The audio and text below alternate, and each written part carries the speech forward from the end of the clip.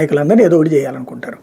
పర్టికులర్గా అగ్ర నాయకులందరినీ ఏదో ఒకటి చేస్తూ ఉంటే కింద ఉన్న కార్యకర్త భయపడతాడు. పెద్దోడికే ఇబ్బంది పడుతుంటే మనల్ని ఏం చూస్తారులే అన్నటువంటి ఆ భయం కల్పించడం అన్నటువంటిది ఇప్పుడున్న కొత్త డెమోక్రసీ సూత్రం. ఇదివరకు ప్రజాస్వామ్యం అంటే భయం పోయేటటువంటిది, ప్రజల పక్షాన్ని నిలబడేటువంటిది. ఇప్పుడు భయం పుట్టించడం, ప్రత్యర్థుల వెన్నులో వణుకు పుట్టించడమే ప్రజాస్వామ్యం అయింది కొత్తగా.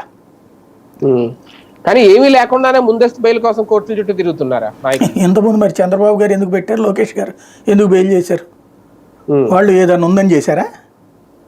ఎవరైనా అవతలోడు కేసు పెడతంటే లేదు పర్లేదులేండి తీసుకెళ్ళండి అని చెప్తారు ఏంది? ఎవరికి ఉండే హక్కు వాడు వినియోగించుకుంటాడు.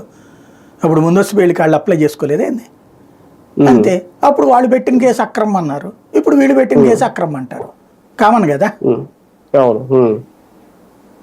అంటే కూటమి ప్రభుత్వం కూడా ఎందుకు అంత పట్టుబడుతుంది బెయిల్ విషయంలో? ఇప్పుడు సిద్ధార్థ లోద్రా లాంటి వాదనలు ఎందుకు అంత బలంగా మిథున్ రెడ్డిని ఏదో రకంగా ఇరికించే ప్రయత్నం అక్కడ కనిపిస్తోంది? పెద్ద విషయం ఏం కాదు. సిద్ధార్థ లోద్రా ఇప్పుడు రకంగా చెప్పాలంటే ఆంధ్ర అడ్వకేట్ జనరల్ అయ్యాడు అనధికారికంగా. అధికారికంగానేమో దమ్మాలపాటి, అనధికారికంగా సిద్ధార్థ లోద్రా. వాదనలన్నీ సిద్ధార్థ లోద్రాతో పెట్టిస్తున్నారు. కేసుకి ఎన్ని కోట్ల రూపాయలు ఆయనకి ఇస్తున్నారో తెలియదు. వాస్తవంగా ప్రతి కేసు ఆంధ్రప్రదేశ్ ప్రభుత్వం తరపున ఆయనే వాదిస్తున్నాడు. సిద్ధార్థ లోద్రాకి సంబంధించి ఒక రోజుకి ₹1 కోటి తీసుకుంటాడు.